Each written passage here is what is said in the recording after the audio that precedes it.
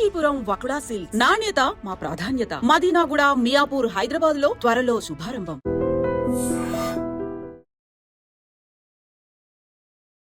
Welcome to high dream. నేను మీ భవ్య. ఈ మ్యూచువల్ ఫండ్స్లో ఎక్స్పర్ట్స్ గైడెన్స్ తీసుకుంటే ఎటువంటి అడ్వాంటేజెస్ ఉంటాయి, ఇవన్నీ మాట్లాడడానికి మ్యూచువల్ ఫండ్ డిస్ట్రిబ్యూటర్ చంద్రశేఖర్ గారు మన ముందున్నారు. సార్ని అడిగి డీటెయిల్స్ తెలుసుకుందాం. నమస్తే సార్, ఎలా ఉన్నారు? సార్, నిజంగానే ఒక గైడ్ లేకపోతే ఒక కరెక్ట్ దారిలో వెళ్తున్నామా లేదా అనే కన్ఫ్యూజన్లో ఉంటాం. అసలు గైడ్ ఉన్నప్పుడే సార్ మా మనీ లాస్ అవుతున్నాయి అనే భయం ఉంటుంది చాలా మందికి. సో ఒక ఎక్స్పర్ట్ గైడెన్స్ తీసుకుంటే ఈ మ్యూచువల్ ఫండ్స్లో ఎటువంటి బెనిఫిట్స్ ఉండే ఛాన్సెస్ ఉంటాయి? ఓకే, మంచి క్వశ్చన్ అడిగారండి భవ్య గారు. ఇప్పుడు మేడం ప్రతి ఒక్కరూ ఇన్వెస్ట్ చేయాలనుకుంటారు. ఎందుకు చేయలేకపోతుంటారు, ఫెయిల్ అయిపోతుంటారు, ఎందుకు ఫెయిల్ అవుతున్నారు అనేది ఒకసారి అనలైజ్ చేసుకుంటే మనం మోస్ట్ ఆఫ్ ద పీపుల్, అంటే మీకు ప్రతి ఒక్క ఫ్యామిలీకి ఒక ఇన్కమ్ అనేది ఉంటుంది కదా, ఇన్కమ్ అనేది ఉంటుంది, ఎక్స్పెన్సెస్ అనేది కూడా ఉంటుంది, రైట్? సో ఎక్కడ ఫెయిల్ అవుతారంటే ఇన్కమ్ వస్తుంది, ఎక్స్పెన్సెస్ అయిపోతుంటుంది ఎక్కువ, సో ఎక్స్పెన్సెస్ కూడా ఎక్కువ ఉంటుంది. కాబట్టి ఇక్కడ ఏంటంటే మనకు గోల్ అంటే మన ఫర్ ఎగ్జాంపుల్ వాళ్ళకి పిల్లలు ఉన్నారనుకో, లేకపోతే వాళ్ళు రిటైర్మెంట్ ప్లాన్ చేసుకోవాలి. దానికి ఏం చేయాలి? ప్రతి ఒక్కరు ఒక ఫైనాన్షియల్ ప్లానింగ్ అనేది చేసుకోవాలి, రైట్? ఫైనాన్షియల్ ప్లానింగ్ దగ్గర ప్రతి ఒక్కరు ఫెయిల్ అవుతారు. అవును, అంటే ఎలా చేయాలి ఏంటి తెలియక. ఇప్పుడు ఒకటి ఏంటంటే మేబీ మనం వచ్చిన అమౌంట్ ఎక్కడ ఇన్వెస్ట్ చేయాలి అనేది ఒకటి, లేకపోతే నాకు వచ్చిన డబ్బులు మొత్తం ఖర్చు పెట్టేస్తున్నాను అదొకటి. సో ఎక్కడ ఖర్చు పెట్టాలి, ఎక్కడ తగ్గించాలి, ఏం చేయాలి, ఎలా సేవ్ చేసుకోవాలి అనేది. ఒకవేళ ఇన్వెస్ట్ చేసినా అసలు ఎట్లా చేయాలి అనేది తెలియక డబ్బులు వేస్ట్ చేసేసుకో. ఫైనాన్షియల్ ప్లానింగ్ ఓవరాల్ గా చూసుకుంటే ఫైనాన్షియల్ ప్లానింగ్ అనేది తెలియదు, ఫెయిల్ అయిపోతుంటుంది జనరల్గా. సో ఒకవేళ అలాంటి ఇన్వెస్టర్ మాకు ఎవరైనా ఫోన్ చేసి అడిగితే మేము వాళ్ళు ఇవన్నీ డీటెయిల్స్ తీసుకుంటూ మేము చెప్పగలుస్తాం. ఫైనాన్షియల్ ప్లానింగ్ ఎలాగ చేసుకోవచ్చు, ఎంత ఇన్వెస్ట్ చేయగలరు మీరు అనేది ఒకటి తెలిస్తే ఆ డబ్బుల్ని ఎక్కడ ఇన్వెస్ట్ చేయడం అనేది నెక్స్ట్ స్టెప్. అది ఎఫ్డీలు వేసుకుంటారా, ప్లాట్ కొంటారా, ఎస్ఐపీలు వేసుకుంటారా, నెక్స్ట్ స్టెప్. నేనైతే మ్యూచువల్ ఫండ్ డిస్ట్రిబ్యూటర్ కాబట్టి నేను మ్యూచువల్ ఫండ్ లోనే పెట్టమంటాను. ఎందుకంటే లాంగ్ టర్మ్ స్ట్రాటజీలో మంచి వెల్త్ క్రియేట్ చేసేది ఇది ఒకటే. అది మీకు చాలా క్లారిటీ ఉంటుంది కాబట్టి అది చెప్తారు కాన్ఫిడెంట్. వెల్త్ క్రియేట్ చేసేది కూడా ఇది ఒకటే. కొంచెం రిస్క్ ఉంటుంది, కాకపోతే డైవర్సిఫైడ్ రిస్క్ ఉంటుంది.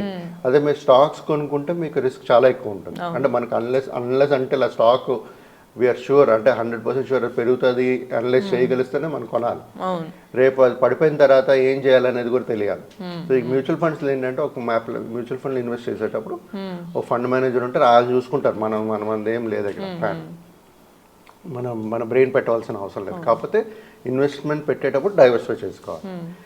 ఇది కాకుండా మేడం కొన్ని ఫర్ ఎగ్జాంపుల్ మ్యూచువల్ ఫండ్స్లో ఇన్వెస్ట్ చేశారు, కాంప్లెక్స్ సిచ్యువేషన్స్ అనేది వస్తుంటాయి. అంటే ఇప్పుడు for example dollar weakness, Trump tariffs, లేకపోతే రూపీ డిప్రిషియేట్ అవ్వడం, ఈ ఎకనామికల్ కండిషన్స్ కానీ, వార్ కండిషన్స్ కానీ, ఇలాంటి సిచ్యువేషన్స్ వచ్చి ఏమవుతుందంటే ఈ ఎఫ్ఐఐస్ తీసేయడాలు, ups and downs, situations complex అయిపోతాయి, మార్కెట్ పడుతూనే ఉంటాయి. ఇప్పుడు చూసుకుంటే ఇప్పుడు అలాగే ఉంది.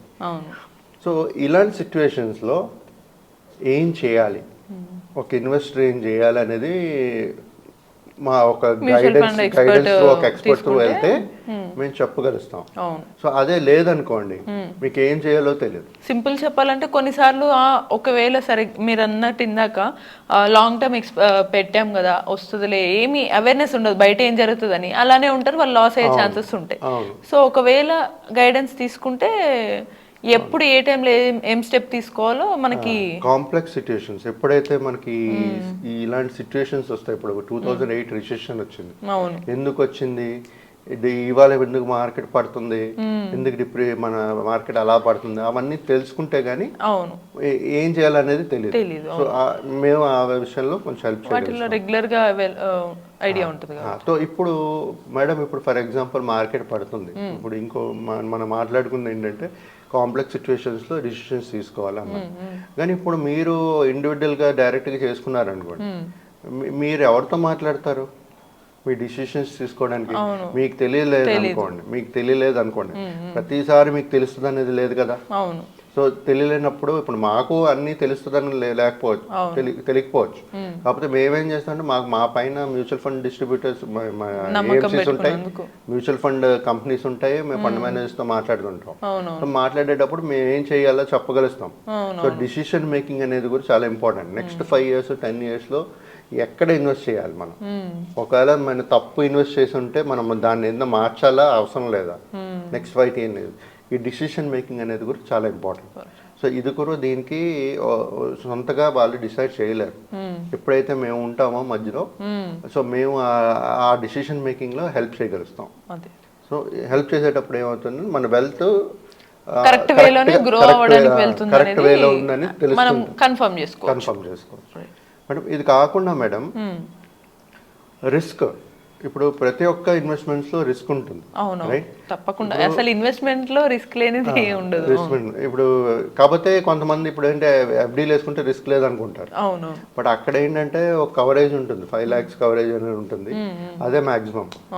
సో ప్రతి దగ్గర ఉంది మేడం. జీవితంలో మనకి నుంచి బయటకు వెళ్ళినా ప్రతి ఎక్కడో రిస్క్ ఉంది, మనకి లేకుండా అసలు ఏది అవ్వదు. అవును, తెలియదు అసలు. ఆ రిస్క్ ని కాస్త కొంత గైడెన్స్ తోటి వెళ్తే అది కొంచెం.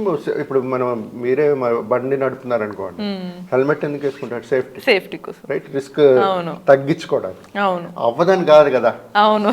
సో అదే విధంగా ఈ రిస్క్ మేనేజ్మెంట్ లో ఎప్పుడైతే ఇన్వెస్ట్ చేస్తారో కొంచెం డైవర్సిఫై చేసుకున్నారు అనుకోండి ఇన్వెస్ట్మెంట్ డైవర్సిఫై పోర్ట్ఫోలియో రీబ్యాలెన్సింగ్ చేసుకుంటూ బ్యాలెన్సింగ్ చేసుకుంటే ఆ రిస్క్ అనేది మనకు తగ్గించుకోవచ్చు. సో ఈ విధంగా ఈ దీంట్లో కూడా మాలాంటి మ్యూచువల్ ఫండ్ డిస్ట్రిబ్యూటర్ మీకు హెల్ప్ చేస్తారు స్ట్రీమ్లైన్ చేసుకుంటూ. ఇది మేడం ఎప్పుడైతే నేను ఇందాక చెప్పాను కదా మీకు, do not time the market అని, అదొక ఇంపార్టెంట్. మార్కెట్ లో మనం ఉండాలి. చాలా మంది నేను చూశాను ఇన్వెస్టర్ని, వాళ్ళు ఏంటంటే మార్కెట్ తగ్గిన తర్వాత కొంటుంటారు.